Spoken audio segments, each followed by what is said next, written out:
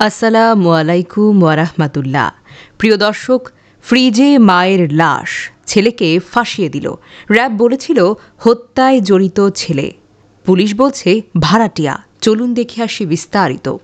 বগুড়ায় দুপচাঁচিয়ায় উম্মে সালমা খাতুন হত্যাকাণ্ড নাটকীয়ভাবে মোড় নিয়েছে। হাত খরচের টাকা না পেয়ে মাকে তার ছেলে হত্যা করে লাশটি ফ্রিজে রেখেছিল বলে র‍্যাব যে সকল তথ্য দিয়েছিল তার উল্টো তথ্য রিমান্ডে দিয়েছেন গ্রেফতারকৃত ছেলে সাদ বিন আজিজুর রহমান।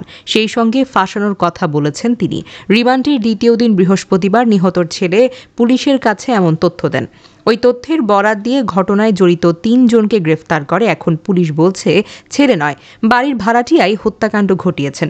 শুক্রবার বিকেলে এসব তথ্য জানিয়েছেন মামলার তদন্তকারী কর্মকর্তা দুপচাঁচিয়া থানার উপপরিদর্শক সুব্রত সিং। গত রবিবার দুপুরে দুপচাঁচিয়ায় জয়পুরপাড়া এলাকায় আজিজিয়া মঞ্জিল নামের 4তলা বাড়ি থেকে সালমা খাতুনের লাশ উদ্ধার করা হয়। তিনি দুপচাঁচিয়া দারুস সুন্নাহ কামিল মাদ্রাসার উপাধ্যক্ষ আজিজুর রহমানের স্ত্রী।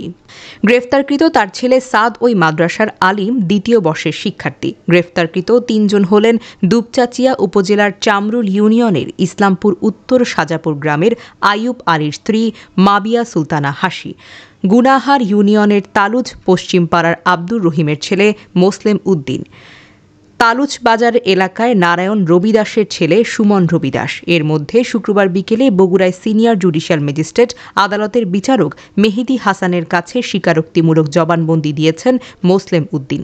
বাকি 2 জনের রিমান্ডের আবেদন করা হয়েছে। এসআই সুব্রত সিং বলেন, সাদ রিমান্ডে জানিয়েছেন মাকে হত্যার বিষয়ে কিছুই জানেন না তিনি।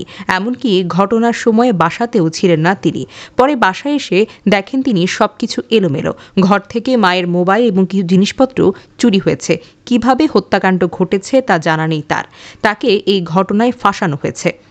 তার দেওয়া তথ্য অনুযায়ী সালমার মোবাইল এবং ঘর থেকে চুরি হওয়া জিনিসপত্রের সন্ধানে মাঠে নামে পুলিশ এবং ডিবি। হত্যাকাণ্ডের দিন ওই বাসা থেকে চুরি হওয়া ওয়াইফাই রাউটার এবং মোবাইলের সূত্র ধরে সে বাসার ভাড়াটিয়া মাবিয়া সুলতানা হাসিকে বৃহস্পতিবার রাতে গ্রেফতার করা হয়। পরে মাবিয়ার দেওয়া তথ্য অনুযায়ী রাতভর অভিযান চালিয়ে বাকি 2 জনকে গ্রেফতার করা হয়েছে। মাবিয়ার দেওয়া স্বীকারোক্তির বরাত দিয়ে সুব্রত সিং বলেন, জিজ্ঞাসাবাদে মাবিয়া বলেছেন 7 মাস আগে সালমার বাসা ভাড়া নিয়ে মাদক ও অনৈতিক কাজ চালিয়ে যাচ্ছিলেন তিনি। বিষয়টি জেনে যাওয়ায় বাসা ছাড়া নির্দেশ দেন সালমা। ভাড়ার পাওনা টাকাসহ বিভিন্ন বিষয় নিয়ে ক্ষুব্ধ হন মাবিয়া। এর জেরে 2 সহযোগী মোসলেম উদ্দিন এবং সুমন রবিদাসকে নিয়ে সালমার হত্যার পর লাশটি ফ্রিজে রেখে যান তারা। শুক্রবার বিকেলে এই ঘটনায় আদালতে স্বীকারোক্তিমূলক জবানবন্দি দিয়েছেন মুসলিম। রিমান্ডে সাদের কাছ থেকে পাওয়া তথ্যের বর্ণনা দিয়ে মামলার তদন্তকারী কর্মকর্তা আরও বলেন, আজিজুর রহমান সালমা খাতুন দম্পতির 4 ছেলেমেয়ের মধ্যে সবার ছোট হল সাদ। জয়পুরপাড়া এলাকায় আজিজিয়া মঞ্জিল নামের 4তলা বাড়ির 3 তলায় ছেলেকে নিয়ে বসবাস করতেন এই দম্পতি। তাদের বড় 2 ছেলে ও মেয়ে ঢাকায় থাকেন। গত রবিবার সকালে নাশতা করে আজিজুর রহমান এবং ছেলে সাদ মাদ্রাসায় চলে যান।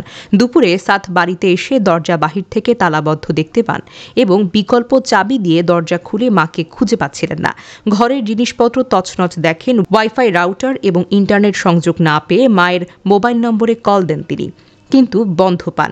ভেতরে গিয়ে দেখেন আলমারিতে কুড়ালের আঘাত। পরে ডিপ ফ্রিজ থেকে পানির বোতল বের করতে গিয়ে দেখেন ভেতরে হাত পা বাঁধা মায়ের লাশ। বিষয়টি বাবাকে জানান। তার বাবা পুলিশ নিয়ে বাসায় আসেন। এরপর লাশটি উদ্ধার করে বগুড়ার শহীদ জিয়াউর রহমান মেডিকেল কলেজ হাসপাতালের মর্গে পাঠানো হয়। এই ঘটনায় ওই দিন নিহতের বড় ছেলে নাজমুস সাকিব দুপচাঁচিয়া থানায় অজ্ঞাতদের বিরুদ্ধে হত্যা মামলা করেন। হত্যাকাণ্ডের ঘটনায় সাদকে পরদিন সোমবার রাতে কাহালু উপজেলার আড়োবাড়ি গ্রাম থেকে গ্রেফতার করে র‍্যাব। প্রাথমিক জিজ্ঞাসাবাদে সাদ হত্যায় জড়িত থাকার কথাটি স্বীকার করেছেন বলেও দাবি করেছে র‍্যাব। পরদিন মঙ্গলবার দুপুরে নিজ কার্যালয়ে ব্রিফিং করে র‍্যাব 12 এর বগুড়া ক্যাম্পের অধিনায়ক মেজর মোহাম্মদ এহতেশামুল হক খান এই সকল তথ্য জানিয়েছেন। ওই দিন সাদকে হত্যা মামলায় গ্রেফতার দেখিয়ে দুপচাঁচিয়া থানায় সোপর্দ করা হয়েছে। দুপচাঁচিয়া থানার ভারপ্রাপ্ত কর্মকর্তা ফরিদুল ইসলাম বলেন, গত বুধবার বিকেলে বগুড়ার সিনিয়র জুডিশিয়াল ম্যাজিস্ট্রেট আদালতে তাকে হাজির করা হয়, কিন্তু আদালতে স্বীকারোক্তি দিতে অস্বীকার করায় জিজ্ঞাসাবাদের জন্য 7 দিন রিমান্ড চাওয়া হয়। শুনানি শেষে বগুড়ার senior judicial magistrate Sumaiya Siddika তার 3 দিনের রিমান্ডটি মঞ্জুর করেছেন।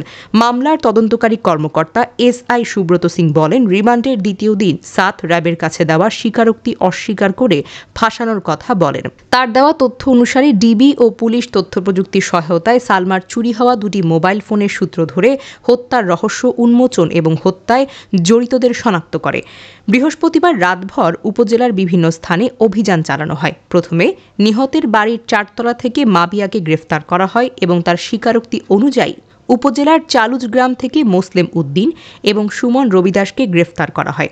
তাদের কাছ থেকে সালমার দুটি মোবাইল এবং তাদের বাড়ির ইন্টারনেট রাউটার ও ঘরের একটি চাবি উদ্ধার করেছে পুলিশ। তাদের জিজ্ঞাসাবাদ করলে সালমাকে হত্যার পর লাশটি ফ্রিজে রাখার কথা স্বীকার করেন। বিষয়টি ডাকাতি বলে চালিয়ে দেওয়ার জন্য বাড়ির জিনিসপত্র তছনছ এবং আলমারিতে কুড়াল দিয়ে কোপ দেওয়ার কথা স্বীকার করে আদালতে জবানবন্দি দেন। শুক্রবার বিকেলে বগুড়ার সিনিয়র জুডিশিয়াল ম্যাজিস্ট্রেট আদালতে তাদের জবানবন্দি রেকর্ড করা হয়।